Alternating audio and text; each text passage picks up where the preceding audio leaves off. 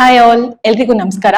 So beta H G value ಜಾಸ್ತಿ ಇದೆ ಅಂತಂದ್ರೆ ಏನ್ ಸಸ್ಪೆಕ್ಟ್ ಮಾಡ್ಬೇಕಾಗುತ್ತೆ? ಒಂದು ಟ್ವಿನ್ಸ್ ಇರ್ಬೋದು ಅಥವಾ ಮೋಲಾ ಪ್ರೆಗ್ನೆನ್ಸಿ ಅಂತ ಹೇಳ್ತೀವಿ ಅದಿರ್ಬೋದು, ಅಥವಾ ಬೀಟಾ ಹೆಚ್ ಜಿ ವ್ಯಾಲ್ಯೂ ಕಮ್ಮಿ ಇತ್ತು ಅಂತಂದ್ರೆ ಏನ್ ಸಸ್ಪಿಷನ್ ಇರುತ್ತೆ? So beta H G value ಕಮ್ಮಿ ಇತ್ತು ಅಂತಂದ್ರೆ ಒಂದು it could be a failing pregnancy or it could be an ectopic pregnancy.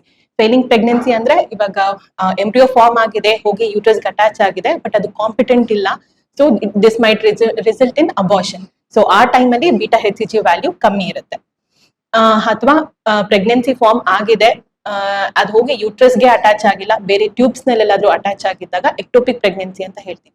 So ಈ ಕಂಡೀಷನ್ಸ್ ಅಲ್ಲಿ ಕೂಡ ಬೀಟಾ ಹೆಚ್ ಜಿ ವ್ಯಾಲ್ಯೂ ಕಮ್ಮಿ ಇರುತ್ತೆ.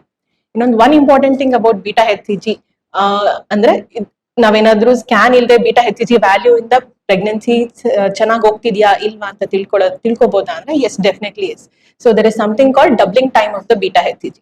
ಸೊ ಫಾರ್ ಎಕ್ಸಾಂಪಲ್, ಇವತ್ತು ಬೀಟಾ ಹೆಚ್ ಜಿ ವ್ಯಾಲ್ಯೂ 80 ಇದೆ ಅಂತಂದ್ರೆ, ಸೊ ನೆಕ್ಸ್ಟ್ 48 hours ಆದ್ಮೇಲೆ ರಿಪೀಟ್ ಮಾಡಿದಾಗ ಇಟ್ ಇಸ್ ಮೋರ್ ದೆನ್ 160 ಅಂತಂದಾಗ ದಟ್ 160 ಅಂದ್ರೆ ಇಟ್ಸ್ ಅ ಸಫಿಶಿಯಂಟ್ ಡಬ್ಲಿಂಗ್ ಅಂತ ಹೇಳ್ತೀವಿ. So usually beta H G values double ಆಗುತ್ತೆ for every 48 hours, which is called as doubling time.